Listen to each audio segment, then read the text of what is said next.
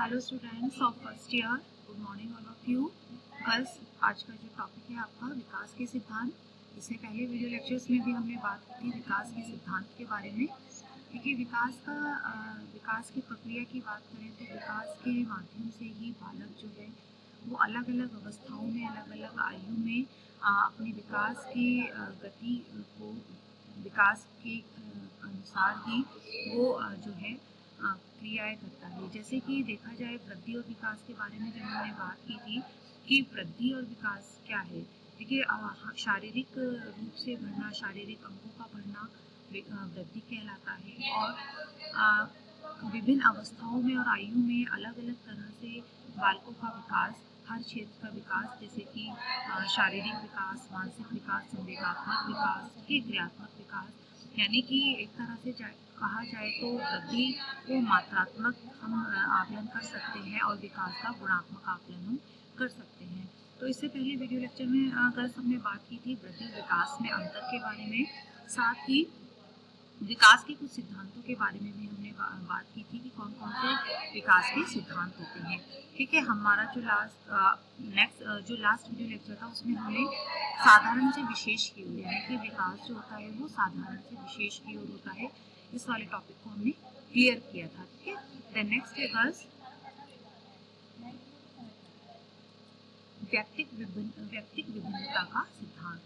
देखिए बच्चों, व्यक्तिक विभिन्नता का सिद्धांत, जब मैंने आपको बताया था कि जो विकास होता है वो अनुरूपता का सिद्धांत भी होता है। ठीक है, यानी कि विकास की जो दर होती है वो एक रूपता के सिद्धांत पर भी आधारित होती है। यानी कि एक रूपता क्या कि कोई भी आयु का एक समान आयु के बालक जो है, चाहे वो अलग अलग जगह हो, अलग अलग स्थान पर रहते हों, लेकिन उनमें उसके आयु के अकॉर्डिंग जो विकास होता है वो एक सा होता है। ठीक है, लेकिन व्यक्तिक विभिन्नता के सिद्धांत पर भी आधारित है विकास। कैसे कि मनोवैज्ञानिक दृष्टिकोण से यह सिद्धांत बहुत ही अत्यधिक महत्वपूर्ण माना जाता है और मनोविज्ञान ने व्यक्तिक विभिन्नता के सिद्धांत पर विश्लेषक टिप्पणी भी दी है, जिसके अनुसार एकरूपता का सिद्धांत हर बार सही नहीं होता। देखिए इससे पहले आपने पढ़ा था बच्चों एकरूपता का सिद्धांत। ठीक है, मैंने आपको बताया था कि एक ही आयु के बालक अलग अलग स्थान पर होने पर भी उनमें जो विकास होता है, किसी भी तरह का विकास, वो लगभग समान सा ही होता है। लेकिन अब मनोवैज्ञानिक दृष्टिकोण के माध्यम से यह भी सिद्ध कर दिया गया कि जो विकास होता है उसमें व्यक्तिक विभिन्नता भी पाई जाती है। एक ही आयु वर्ग के विभिन्न बच्चों के विकास में विभिन्नता देखी जा सकती है और वहीं जुड़वा बच्चों में भी व्यक्तिक विभिन्नता देखी जा सकती है। देखिए अधिकतर देखा जाता था कि जो जुड़वा बच्चे होते हैं उनमें विकास जो होता है वो एक जैसा होता है। ठीक है, लेकिन अध्ययनों के बाद ये इस निष्कर्ष पे पहुंचे कि जुड़वा बच्चों में भी व्यक्तिगत विभिन्नता देखने को मिलती है।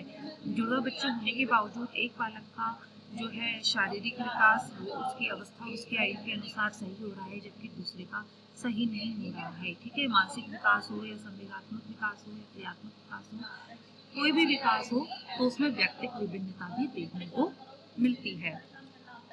नेक्स्ट आता है वंशानुक्रम और वातावरण के प्रभाव का सिद्धांत। ये मोस्ट इम्पोर्टेंट है बच्चों की विकास की जो गति होती है उस पर वंशानुक्रम और वातावरण का प्रभाव भी पड़ता है। कि देखिए वंशानुक्रम और वातावरण से क्या अर्थ हुआ कि कोई भी बालक जो अपने माता पिता की जीन्स लेकर पैदा हुआ है, जन्म लिया है, वो कहीं ना कहीं उसके माता पिता के जो उसको वंशानुगत मिली है वो उसको प्रभावित करती है। ठीक है, अक्सर देखा गया है कि जिस बालक के माता पिता का अपने आयु में, अपनी अवस्थाओं में जिस प्रकार विकास रहा है उसी प्रकार का विकास उस बालक का रहता है। अक्सर देखा गया है कि किसी बालक के माता पिता ज़्यादा ही यानी कि बौद्धिक क्षमता वाले हैं, जीनियस हैं, ठीक है, तो उनका बालक भी उसी तरह का विकास की दर उसकी रहती है। और साथ ही इसके विपरीत अगर जिस बालक के माता पिता का सामाजिक विकास या बौद्धिक विकास या संवेगात्मक विकास, जैसे अक्सर देखा गया है कि कोई बालक के माता पिता बहुत क्रोधी स्वभाव के होते हैं, पिता या माता, तो बालक के अंदर भी काफ़ी हद तक वंशानुक्रम के कारण वही जो संवेग होते हैं उसी तरह के होते हैं। तो ये एक तरह से वंशानुक्रम का प्रभाव है विकास के सिद्धांत पर। ठीक है। और वातावरण के प्रभाव का सिद्धांत कि वातावरण भी बच्चों के विकास को प्रभावित करता है। यदि देखा जाए कि बच्चे के वातावरण में परिवर्तन कर दिया जाए तो उसके विकास की गति भी तीव्र हो सकती है। कहा जाए कि देखिए बच्चों कि एक बालक है जिसके परिवार का माहौल ऐसा नहीं है कि उसको विकास के अवसर मिले हों, या उसका शारीरिक मानसिक विकास अवरुद्ध हो गया हो, या फिर उसको इस तरह की सुविधाएं ना मिली हो, इस तरह का परवरिश ना मिली हो कि उसका काफ़ी हद तक विकास संभव हो।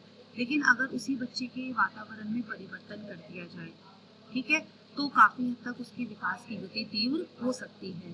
तो विकास को वंशानुक्रम और वातावरण दोनों ही प्रभावित करते हैं। तो वंशानुक्रम और वातावरण के प्रभाव का सिद्धांत अत्यंत महत्वपूर्ण माना जाता है। भविष्यवाणी का सिद्धांत कि उपरोक्त सिद्धांतों से अब तक यह तो आसानी से हम जान चुके हैं कि बालक के विकास गति को देखते हुए उसके भविष्य के बारे में आसानी से अनुमान लगाया जा सकता है। लेकिन बालक के व्यवहार से पता भी चल जाता है कि उसकी रुचि किस क्षेत्र में है, या वो किस क्षेत्र में आगे बढ़ना चाहता है, और उसे सम्मान की आवश्यकता है या नहीं, वो अत्यधिक अहंकारी तो नहीं है। अतः भविष्यवाणी का सिद्धांत विकास के सिद्धांत में अपनी खास जगह रखता है। इसका अर्थ क्या हुआ बच्चों कि एक बालक के विकास की गति को देखकर, जो कि हमने पहले उपरोक्त सभी सिद्धांत देखे,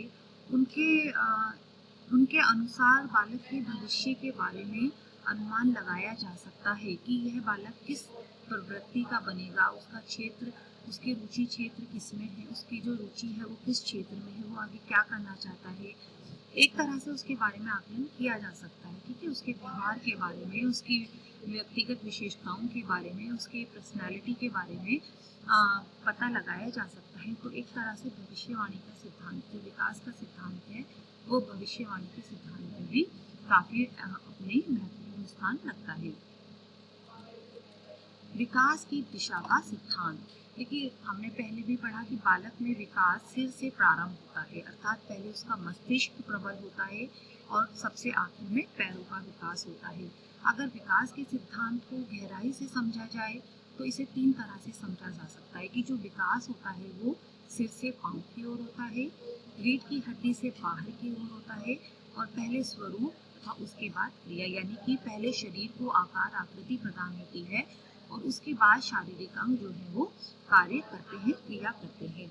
तो विकास की दिशा का सिद्धांत यही रहेगा, इसमें कोई चेंज नहीं किया जा सकता। प्रकृति द्वारा प्राप्त ये सिद्धांत है कि जो विकास होता है वो सबसे पहले मस्तिष्क का होता है और देन पांव की ओर।